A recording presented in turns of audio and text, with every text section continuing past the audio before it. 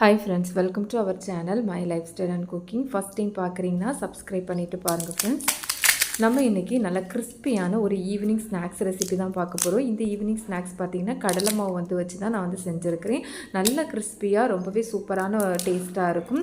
Evening டைமில் டீயோடு சேர்த்து சாப்பிட்றதுக்கு ரொம்ப சூப்பராக இருக்கும். டீ போடுறதுக்கூடே செஞ்சிடலாம், ரொம்ப ஈஸியாக. வாங்க இப்போ இது எப்படி பண்ணலான்னு பார்க்கலாம்.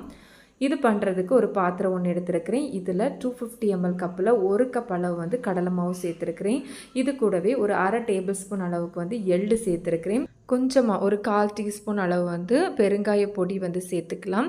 காரத்துக்கு தக்கன வத்தல் பொடி சேர்த்துக்கோங்க. நான் இங்கே அரை டேபிள் ஸ்பூன் போல் சேர்த்துருக்கிறேன். தேவையான அளவு உப்பு சேர்த்துக்கலாம்.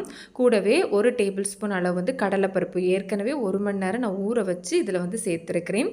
இது கூடவே கொஞ்சமாக கருவேப்பிலை சின்னதாக இந்த மாதிரி கையை வச்சு பிச்சு சேர்த்துக்கோங்க. கூடவே 1 டேபிள் ஸ்பூன் அளவுக்கு எண்ணெய் பார்த்திங்கன்னா நல்லா சூடாக இதில் சேர்த்துக்கோங்க.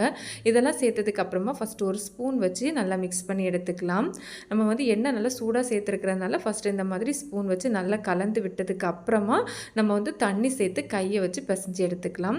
கொஞ்சம் கொஞ்சமாக தண்ணி சேர்த்து பிசைஞ்சு எடுத்துக்கோங்க. ரொம்ப லூஸ் ஆகிடக்கூடாது. பார்த்திங்கன்னா தெரியும், இந்த மாதிரி கொஞ்சம் திக்காக தான் இருக்கணும். இந்த மாதிரி ஒரு கன்சிஸ்டன்சியில் பிசைஞ்சு எடுத்துக்கோங்க.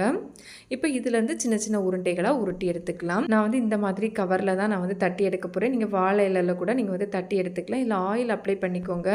இதை மூடி வச்சு நம்ம இதை தட்டி எடுத்துக்கலாம். இந்த மாதிரி ஒரு பாத்திரம் ஏதாவது ஒன்று மேலே வச்சு நல்லா டைட்டாக ப்ரெஸ் பண்ணி எடுத்துக்கோங்க.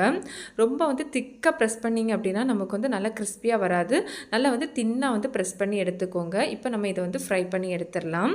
நான் ஃப்ரை பண்ணுறதுக்கு ஒரு பேனில் ஆயில் எடுத்துருக்கிறேன். ஆயில் நல்லா சூடானதுக்கப்புறமா நம்ம தட்டி வச்சுருக்கிற ஸ்நாக்ஸ் ஆட் பண்ணிக்கலாம். ஃப்ளேம் பார்த்திங்கன்னா கண்டிப்பாக மீடியம் ஃப்ளேம்லேயே தான் இருக்கணும்.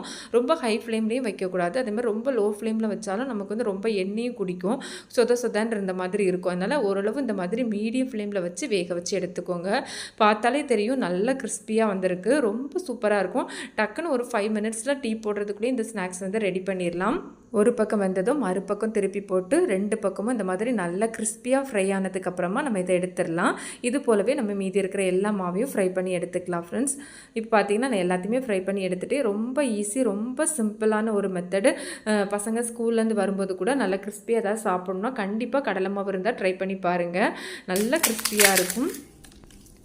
நான் உங்களுக்கு உடச்சி காமிக்கிறேன். பார்த்தாலே தெரியும் எந்த அளவு கிறிஸ்பியாக வந்திருக்குன்னு. இது போல் நிறைய சிம்பிளான ஸ்நாக்ஸ் ரெசிபிலாம் நம்மளோட சேனலில் இருக்குது. அதோட லிங்க் எண்ட் ஸ்க்ரீனில் கொடுத்துருக்கேன். சேனலையும் விசிட் பண்ணி பாருங்கள். கண்டிப்பாக உங்களுக்கு யூஸ்ஃபுல்லாக இருக்கும் ஃப்ரெண்ட்ஸ்.